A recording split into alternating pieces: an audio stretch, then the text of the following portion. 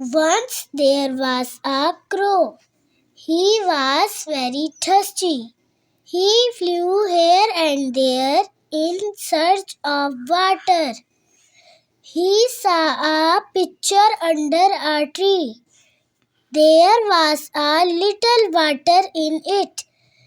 His beak could not reach the water. He got an idea.